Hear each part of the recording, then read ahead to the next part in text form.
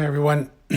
In this video we're going to cover how to generate a problem report in Inspector and see the integration that we have built with Slack and marking off problems as fixed and finding problems. So let's get started.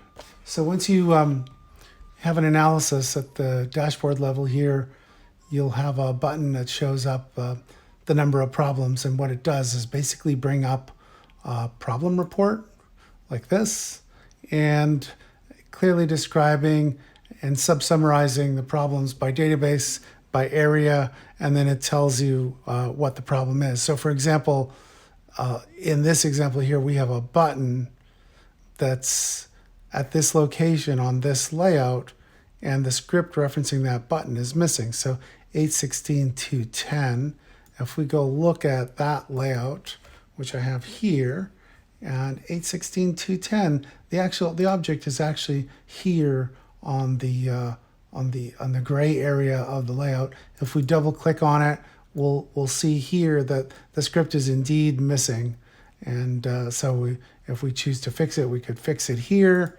And then when we go back to Inspector, if you'll notice on the side here, I have Slack open, and if I mark this as fixed, what will happen is a message goes into the Slack channel telling the team that that problem has been fixed.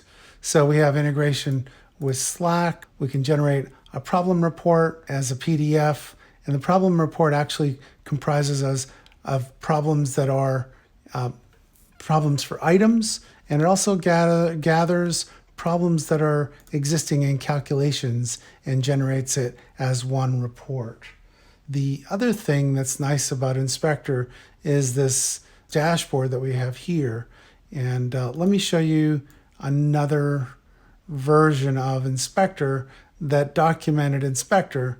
And over time, different analyses from the very beginning, starting off, you can see the problem count is very low, and total number of items. This is when we were first getting started, and then eventually progressing to adding a lot more code, increasing the number of problems, and then making a concerted effort to fix all these problems and then get to zero.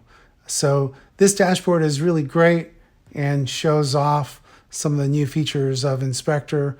And just to recap, we looked at a way to generate a problem report. We looked at the integration with Slack. We looked at a way to also mark problems as fixed. When you create a solution, you'll also want to, if you want to send to the Slack channel, this is the option you should check here if you want to submit the problems as fixed into that Slack channel. So that's it for now. Hope you enjoyed it. Take care.